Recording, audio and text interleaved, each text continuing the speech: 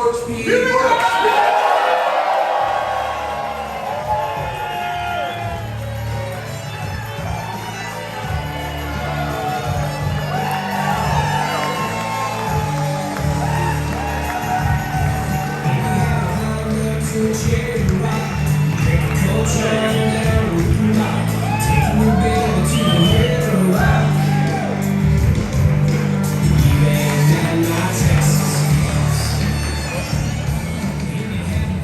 How we doing, Texas? I know it's been a rough year on a lot of us, but few industries have had it worse than Texas bars and restaurants. So tonight, I am proud to be here with you at Buford's having a drink, reminding ourselves that Texas is back in business. You know, many of you have traveled far distances. Many of you have been with me from the beginning, and we started this journey 6 years ago, and I will never forget it. And when we got to work, we talked about how we are the Lone Star State. We are an exceptional state. The reason is because we believe you can go as far and as fast as your dreams can take you. We believe that government should work for you, not against you. And we went to work on day one, and the results speak for themselves. This has been the most successful, this has been the most conservative time in the storied past of the General Land Office. And let me tell you why. We let go of 20% of the workforce, asking more with less, to demand more of our government, saving the taxpayer millions of dollars.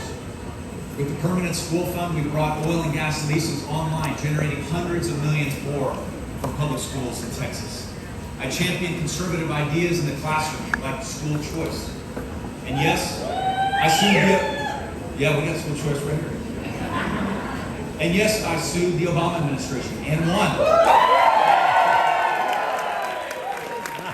got some hook and horns here. Got some maggots too. When the federal government tried to take private and public lands, we sent the message back to Washington, D.C., don't mess with Texas. But these aren't just conservative ideas. I think they bring us together as Texans, and that's what brings us together tonight. And when I came to the office, I tried to follow the example of Abraham Lincoln, our greatest Republican, trying to bring honor, character, integrity to the workforce. Because at the core of our movement, it's about doing the right thing, but most importantly, it's about doing the right thing when no one is watching. You know, President Trump was absolutely right when he said, drain the swamp. Does anybody remember that? Yeah. Because we have way too much corruption in Washington, D.C. Where else can somebody like Hunter Biden get fabulously wealthy and jeopardize national security at the same time? But we've got our own problems in Austin. We have a web of corruption and lies that affect one of the highest offices in our land. Yeah, we do. And it's time for a change.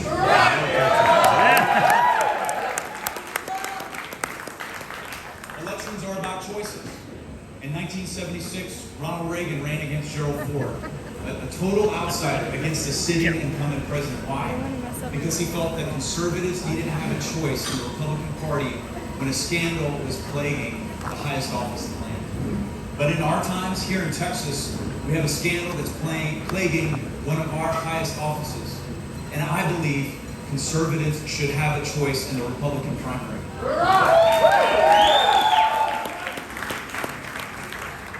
You know, for generations we've been known as the law and order party, and rightfully so. We back the thin blue line because we don't want to see rioting and lawlessness in our streets. But with that comes a responsibility to hold those accountable that are entrusted with enforcing our laws. That's why we confronted Bill Clinton in the 90s. Not necessarily because of his personal behavior, as bad as that was. We did so because he abused the office, he breached the vow to the Constitution, to the laws of the state, and to our country, and then lied about it under oath. But as conservatives, we can't look the other way when one of our own does the same thing over and over again. We need more elected officials that uphold the law rather than find exceptions to it. And that's why tonight, in front of so many friends and supporters, I am proud to announce I am a Republican candidate to be the next Texas Attorney General.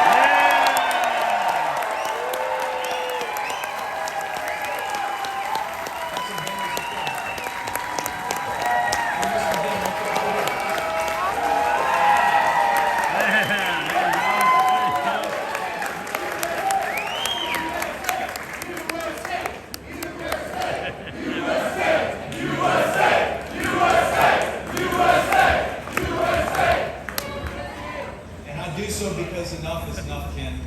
You brought way too much scandal and too little integrity to this office. As a career politician for 20 years, it's time for you to go. We need an attorney general that's above reproach, not under criminal indictment for securities fraud and under FBI investigation for bribery and corruption.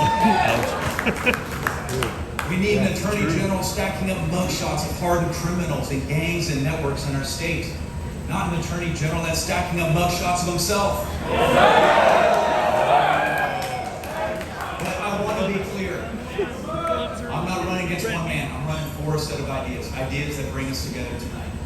Ideas like a government happy to give you anything you want is probably a government more than happy to take away everything you have. That it's okay to live out our faith in the public square. That we shouldn't apologize for the exceptionalism of our country. And that woke culture, critical race theory, is damaging future generations. And we won't take it.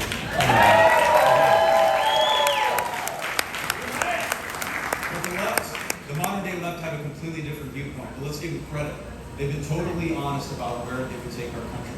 They said that they would try to pass the Green New Deal, which would cut off hundreds of thousands of jobs in the oil and gas industry. Hard-working people have been laid off because of this president.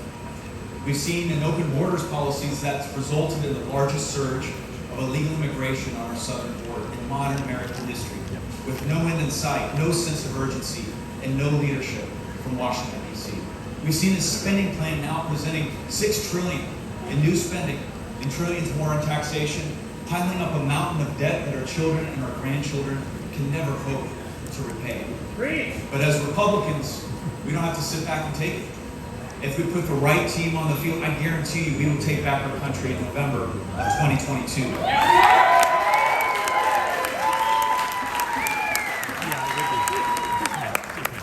I want you to know, as Attorney General, I would first work to secure the border. In fact, tomorrow I will be going to the Rio Grande Valley, the most highly trafficked area in the entire southern border. I will honor our border control officials. I will hold deadbeat bureaucrats and DC politicians accountable in the courthouse. Thank you. And I will work to get the politicians in DC to do their job.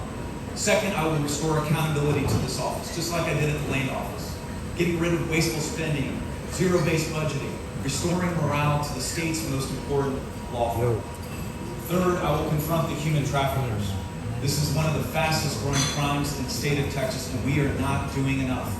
Just like I did during the legislative session, I will stand shoulder to shoulder with human trafficking survivors and tell their stories of trauma and abuse.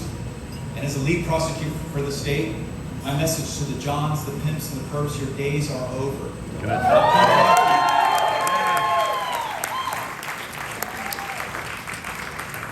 Finally, I won't apologize for backing the thin blue line in Texas.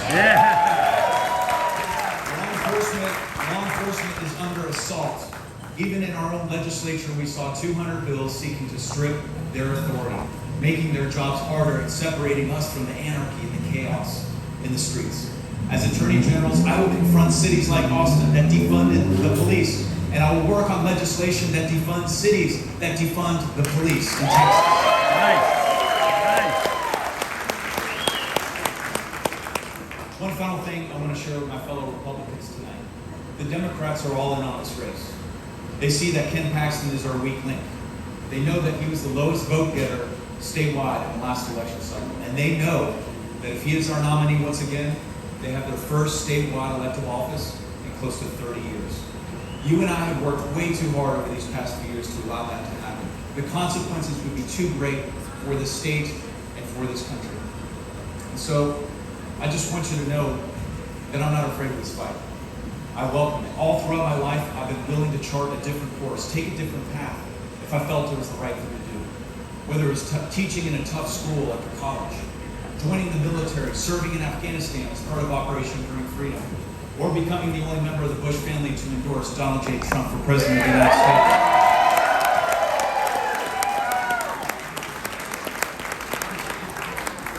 I'm willing to hold that line. I'm willing to chart that different course. I'm willing to fight for Texas values, and I want to defend the Constitution. Our First Amendment right to live out our faith in the public square, and yes, have a conservative conversation online and on a college campus. our Second Amendment right to own and to bear arms. Yep. I will protect the integrity of our election systems with voter ID and eliminating ballot harvesting in Texas. And most importantly, I will protect the rights of the unborn. I will vote to defund Planned Parenthood, and I will seek to end the tragedy of abortion in our time. So, ladies and gentlemen, that's our mission. This is our moment. When you and I work together, we make great things happen. And we will restore honor and integrity to the Texas Attorney General's office. May God bless each and every one of you. May God bless the great state of Texas.